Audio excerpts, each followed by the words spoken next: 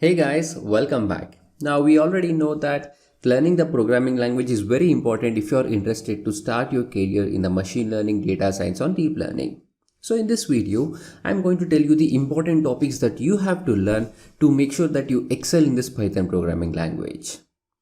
Now first and foremost, if you're interested in coming to the field of this data science and machine learning, I always recommend to start your learning journey by learning with this IDE of your choice, because this machine learning, data science or deep learning, it's all about experimenting with the data. So you'll be working with various data, you'll be processing the data, and you are expected to print the output and take some decision based on that output. So what I recommend if you're starting out is, I recommended to choose an IDE which are used specifically for performing this data science and machine learning. You could use Jupyter Notebook, or you could use Google Colab as well. The reason because you can write a code and you can also make the notes below the code, so that if you're sharing with your friends or if you're referring any code out there, so it will be in the format of IPython notebooks. Hence, it's always recommended for starters to start working with IPython notebook, so that it will be interactive in nature and you can make notes as you go on, and it will also help you in revising the topics as well. So choose an IDE. I recommend Google Colab because it is free and you'll also get a free GPU. So use a Google Colab and start learning from there. And once you choose your IDE, you just have to begin learning with Python programming language. And the way that you begin any programming language is by understanding about the concept of variables, that is the identifiers, and the literals, that is the values that you can assign to these variables. Now once you start learning these two concepts, you will be covering the concept of data types in Python programming language. Now here in data types, we have various data types. We have numerical data types, Boolean data types, strings data types. So we have various data types, and you will be covering all those things in these first two topics. And once you are aware of various data types and how you can assign those values to the variable, you'll go ahead and learn some of the operators in Python programming language, which will help you to perform the operation on the values that you'll be assigning to these variables. Now coming to these operators, we have various types of operators. We have logical operator, arithmetic operator, identity operators, and many such operators, guys. So you'll be learning all these operators. And we also have bitwise operators. So you learn about various operators which will deepen your understanding about the values and variables in Python programming language. And once you're comfortable in applying various operators on various data types in Python programming language, you'll deep dive into an important topic in core Python, that is data structure. Now, while learning this data structure, you'll be learning in depth about strings data type. You'll be learning in depth about Python list, which is one of the important data structure when it comes to data science, machine learning and deep learning, because whenever we are working with the data, we'll prefer to have everything inside a Python list, and sometimes we'll do a list comprehension over there. And sometimes we'll also work with Python dictionary, which will actually key value pair over there. Another important one is the Python set, because we'll be using the Python set most importantly for its property to have unique elements in it. So you learn about all these data structures at this step. Now once you're aware of various data structures, the next important thing that you have to proceed is working with condition statement. Normally, or till now in your learning journey, you'll be working and you'll be writing the program where the execution starts from top to bottom. But as you progress and as you learn more, you want to control the flow of the program. Now to control the flow of program, you'll make use of conditional statements. Now here you learn about various conditional statements. You learn about if condition statement, for, while, and all these conditional statements that you are going to learn, and you are going to learn the implication and the various break statement that you can use over there, like break and continue statement to control the flow of the program. And you'll use it in combination with data structures, that is list, tuples and Python sets, and you'll use this condition statement to control the flow of the program.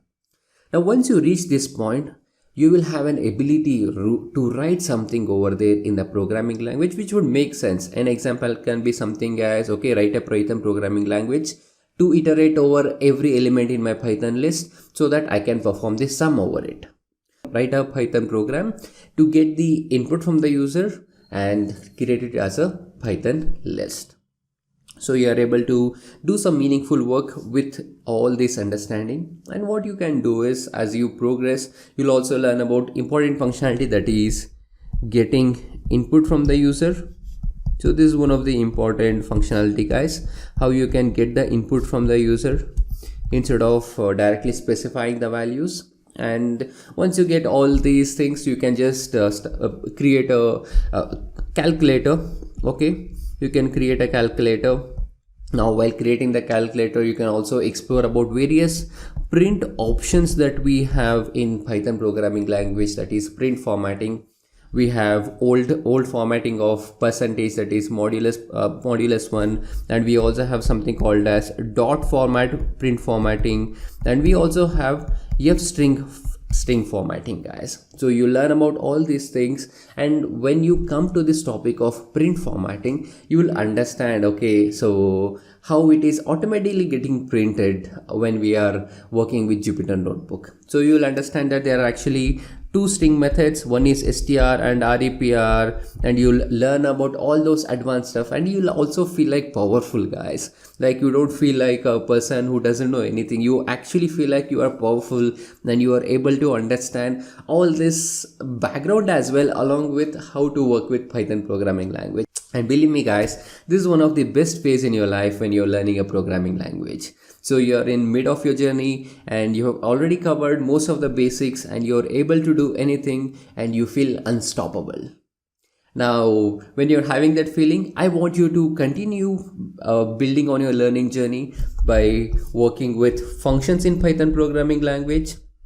Now here, while working with functions in Python programming language, you'll understand there are two types of functions. One is inbuilt and another one is custom. So when I say custom, it's actually the user defined, guys. Okay, so you learn about various functions that is present in Python programming language, and you will realize that whatever the print function or any other functions that you have used till now, it actually comes under inbuilt functions in Python programming language. And you'll also learn as how you can create your own functions, how you can have your functions with the arguments that expects as per your requirement. And you will also learn about the important things, that is dynamic arguments, that is dynamic argument length, and also dynamic keyword argument. So these are the two things that you are going to learn over here when you're working with function. And if it's not part of your curriculum, I highly recommend you to revise these topics. Getting the input of variable length, and this is very important if you are planning to write your own class or write your own package in future for a machine learning, because as you know, everything is open source, and as you progress in your learning journey, and if you want to take your learning journey to the next level and do write your custom code, it's very important to learn these important stuff.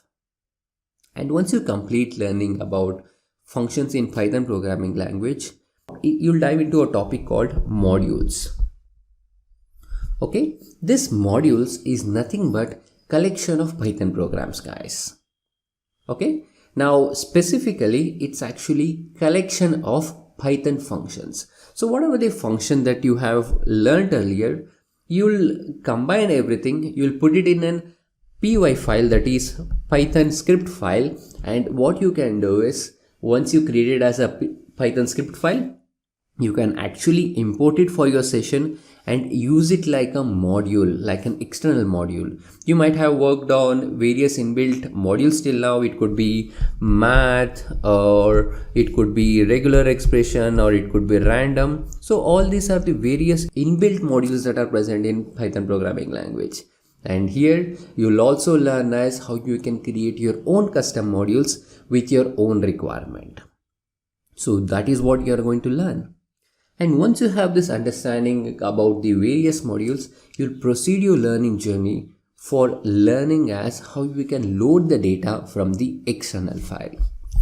That is, by understanding about the file handling functionality which is provided by core Python. Now the reason this is very important, because I know you'll be learning how to work with input data or how to work with various data files using pandas library, but learning Python file handling is very important because it actually gives you confidence, gives you more control when you're working with external files. First and foremost, you'll be learning how to add the variables to system.path Python list.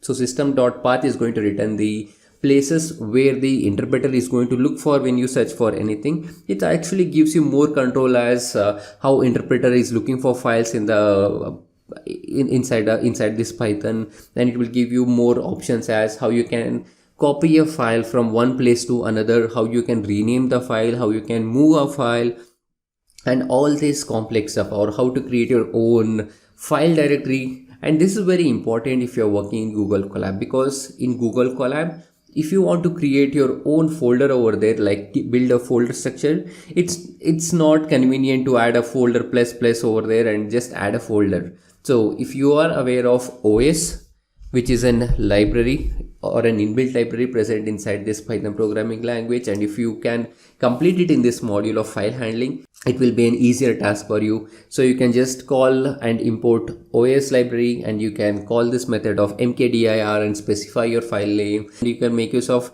setutil to copy a file from one directory to another file, and you can experiment along it, guys. So that's one of the advantage if you learn about file handling in Python programming language.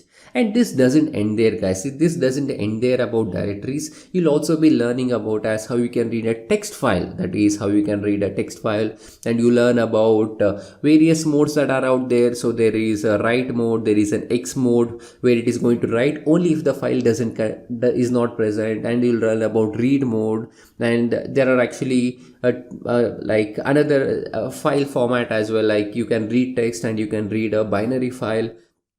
So all those advanced topics, I highly recommend you to complete it before you begin your learning journey in Python programming language. The reason, because I'll just give an example. When you have trained your machine learning model, if you want to save it, you'll make use of a library called pickle. Now we can create that pickle and do everything, but in order to save it in a file, we'll make use of this file handling techniques from core Python, guys. So that's one of a scenario where we have the application of file handling in the machine learning. Okay, now once you complete this file handling, you'll actually proceed in your learning journey by understanding and learning one of a tricky subject. The reason that I'm saying it tricky, because it's actually full of rules and you have to remember it, and that topic is called as regular expression. Now this regular expression contains the rules when we are selecting a pattern or when we are selecting something from a string. And this is very important because it will actually help us in performing the pre-processing on our text data. Now as you progress in your learning journey, you will not just be working with only tabular data format. You'll be working with string data, which you would load from a text file, or it could be, let's say you're analyzing the Twitter tweets and you want to do that analysis on the data. And if you want to do those analysis on the text data, it will be done through regular expression, because it will help you in extracting only the necessary information by omitting the unnecessary string values from your text data. And to perform all those activity and to do such complex things, you should be an expert in regular expression. So till now, whatever the things that you'll be or you have learned till now, it all comes under modules in Python programming language, or you'll be making use of various modules. Now what you do after this step is you'll learn about object-oriented concepts in core Python. That is, learning about classes and objects. Okay, so in Python everything is object, guys. Now I'll just give you an activity you can try out as well. You can create a variable and assign a value to it, and once you assign a value to it, it's going to show as, okay, it belongs to a specific class. Now to tell you what I mean, suppose if I say a is equal to 10 and print, I'll say type of a, I'll get the output that would say it as class int. You can try out, guys, you can try out, you'll get an output that would look like this. Now what it means is, this a that I have just created, this belongs to the class of integers, which means everything that I create, it will be either a class or an object, and most of the time it will be an object, like the real values which I'm creating over there in Python programming language. So that's how everything is integrated in Python, guys. So everything is objects in core Python or in Python programming language. Hence, you will begin your learning journey to understand in depth about classes and objects. It's very simple compared to other programming languages. So just learn about the important stuff about how you can do an inheritance when it comes to classes and objects, extend a parent class into a child class. That concept is very, very important. So learn about the basics about classes and objects and understand in depth about inheritance, and you should be good from the core Python perspective. Now, once you complete your learning in this classes and objects, I highly recommend you to try out and search for the documentation to create your own custom packages. So create custom packages. Now, just like modules is a collection of functions, custom package is actually collection of multiple modules. Now, these modules can contain either functions or it can contain even classes as well. And learn about as how you can create such packages. You don't have to submit into the open source library over there, but you just need to understand as how you can create your own custom package by including various modules out there, and how you can make sure that it can be callable functions.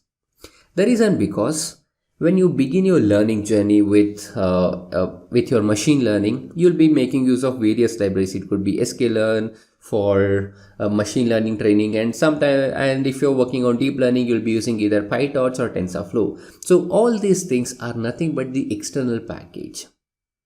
Now they have lots and lots of good documentation out there for all these libraries, but as a person or as a data scientist who is working in this field, it's very important that you should know how all these libraries are being built.